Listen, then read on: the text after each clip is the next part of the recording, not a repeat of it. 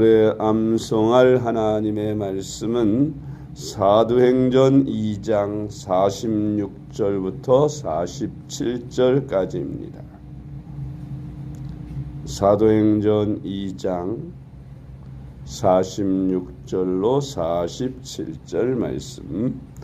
날마다 마음을 같이하여 성전에 모이기를 힘쓰고 집에서 떡을 떼며 기쁨과 순전한 마음으로 음식을 먹고 하나님을 찬미하며 또 온 백성에게 칭송을 받으니 주께서 구원받는 사람을 날마다 더하게 하시니라.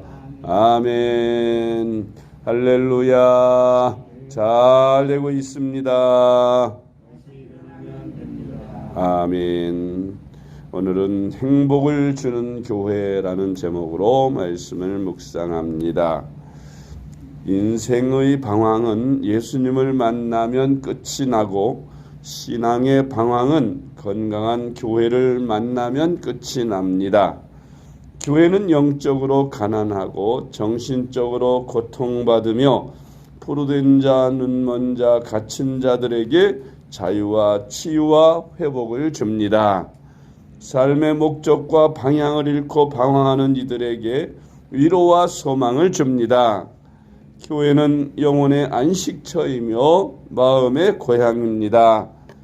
성경에서 말하는 교회란 무엇인가에 대한 말씀을 묵상하며 오늘 은혜를 받고자 합니다. 첫째로 교회는 부름받은 성도들의 모임입니다. 아멘. 교회를 생각하면 얼른 떠올리는 것이 십자가 종탑이 있는 교회당 건물을 생각합니다. 근데 교회는 건물이 아니라 예수 그리스도를 구주로 영접한 사람들이 예수 그리스도의 다시 오심을 기다리며 예수 그리스도의 말씀을 순종하며 살아가고 있는 그런 사람들의 모임이 바로 교회인 것입니다. 다시 말씀드립니다. 교회란 예수 그리스도를 구주로 영접한 사람들이 예수 그리스도의 다시 오심을 사모하며 기다리면서 예수 그리스도의 말씀을 순종하며 사는 무리들, 이를 교회라 하는 것입니다. 고린도전서 1장 2절 말씀.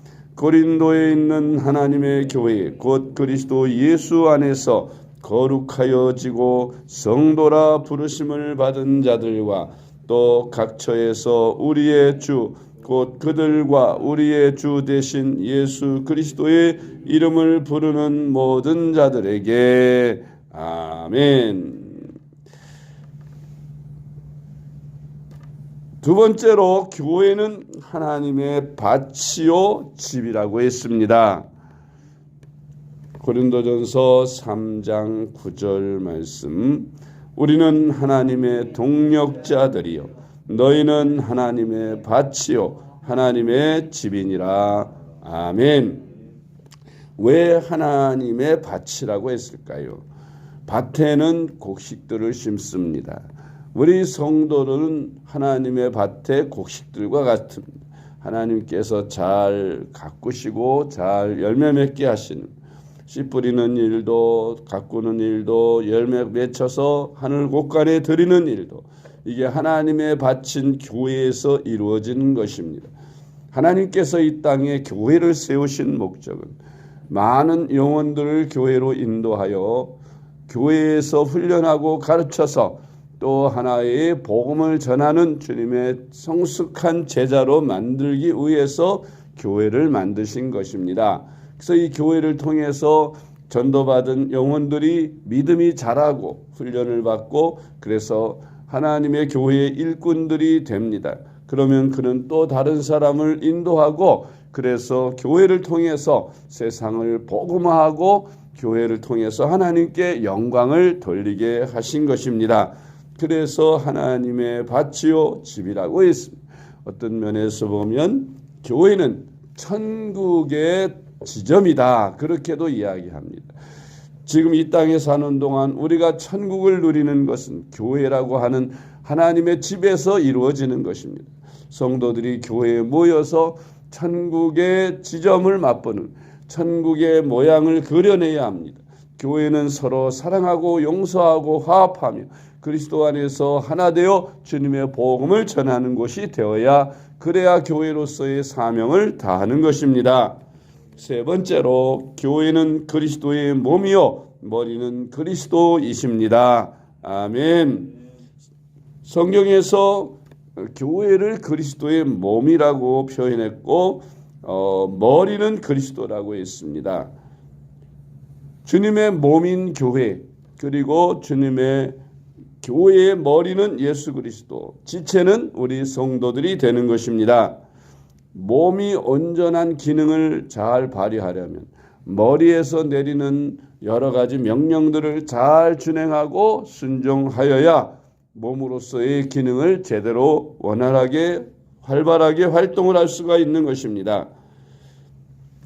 교회는 그리스도의 몸으로 하나님께서 주시는 그리스도께서 주시는 모든 명령과 말씀들을 잘 순종하고 지켜야 하는 것입니다.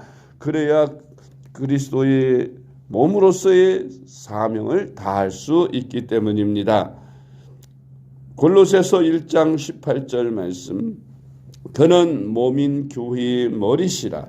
그가 근본이시요 죽은 자들 가운데서 먼저 나신 이시니 이는 친히 만물의 으뜸이 되려 하심이요. 아멘.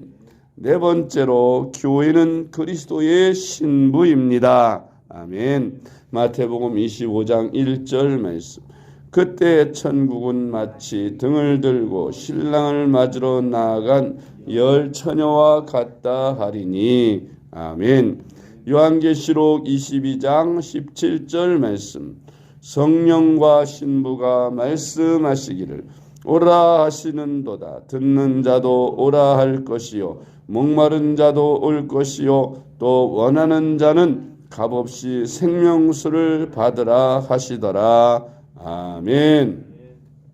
왜 교회를 신부라고 표현했습니까? 그것은 신랑 되신 예수님을 맞이하는 그런 곳이기 때문에 그래서 신부라고 표현한 것입니다. 마지막 때에 우리 예수님은 이 땅에 다시 오시는데 그때 신랑으로 오시는 것처럼 결혼할 때에 신랑과 신부가 만나는 것처럼 예수님이 신랑으로 이 땅에 오십니다. 신부는 신랑을 맞기 위해 주님을 맞기 위해서 준비되는 그런 곳이라서 신부라 그렇게 표현한 것입니다. 신부는 신랑을 맞기 위해서 평소에 정결하게 하고 몸을 잘 준비합니다. 그러다가 신랑이 올 때 신랑과 맞아서 결혼 생활하게 되는데 우리는 신랑 되신 그리스도와 신부된 우리가 이제 마지막 때 주님 오셔서 우리를 데리러 오실 때에 만나서 혼인잔치와 더불어 영원한 하나님의 나라에 들어가서 영생토록 복락을 누리며 살게 될 것입니다. 우리는 주님의 몸된 교회입니다. 교회로서의 사명을 다할 수 있도록 복음을 전하고 또 사람들을 데려다가 훈련하여 제자를 만들고 또 제자된 성도들은 서로 성도의 교제를 통해서 땅끝까지 복음 전하는 일에 힘을 얻을 수 있도록 그리스도 안에서 한 가족으로 서로 섬기며 사랑하며 그런 아름다운 교제의 장이 되어야 합니다. 그리고 천국을 하나님의 나라를 이 땅에 실현하는 그런 하나님의 공동체로서 신부 대신 신랑 대신 예수 그리스도를 준비하고 맞을 준비를 하는 우리 그리스도인들이 되어야 합니다. 그것이 바로 교회가 신부로서의 사명을 다하는 것일 겁니다. 아무쪼록 이 마지막 시대에 우리 교회가 신부로서의 사명을 다할 수 있도록 우리가 서로 사랑하며 그리스도의 말씀을 잘 준행하고 선교의 사명을 다하고 복음 전하는 데 힘쓰고 성도의 교제 친교가 이루어지고 그리고 아름다운 복음의 공동체가 돼서 하나님의 나라가 이 땅에 이루어지도록 우리 모든 교회 성도된 우리가 다 하나가 되어 하나님 나라를 이루어 나가는 그런 우리가 되어야겠습니다. 기도하겠습니다. 하나님 아버지 감사합니다. 이 땅에 교회를 세우신 분은 아버지 하나님이시니 우리 성도들에게 교회를 세워주시고 하나님께 예배와 기도와 전도와 봉사와 성도의 교제를 갖게 하심을 감사드립니다. 우리가 교회를 바로 알고 교회를 세워 나가게 하시고 교회를 섬기며 살아가게 하여 주시옵소서. 예수님의 이름으로 간절히 기도드리옵나이다.